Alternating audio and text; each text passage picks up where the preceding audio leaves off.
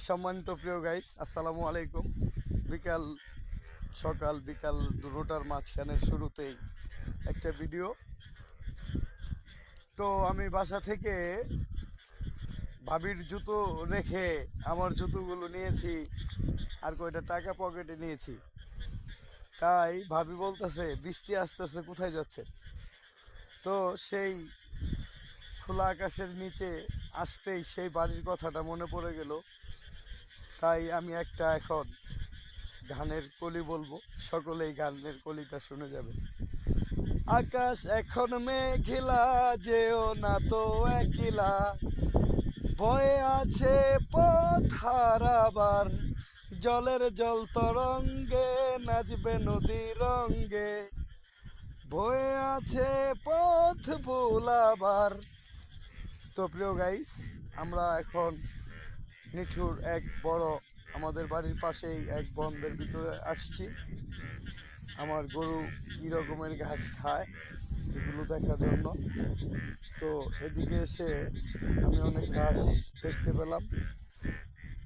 তো গ্রামের ভাষায় এই গাছটাকে বলে নাইল্লা। ছোটবেলায় অনেক সময় দৌড়াইতে পায়ের ভিতরে পড়ছে হাইল্লা, তাই এটার নাম হলো নাইল্লা।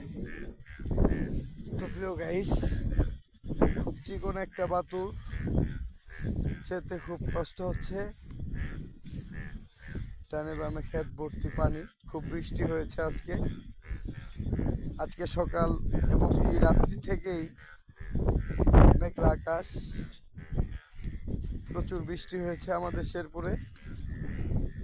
তো আমরা ঘাস দেখার জন্য আসছি। পিছনে আমার চাচা আছে, উনিও ঘাস কাটে গরুর জন্য।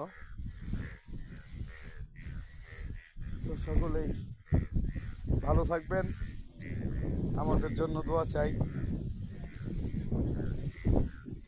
পাশে আছে ধান, দেব আছে সকল মানুষের প্রাণ।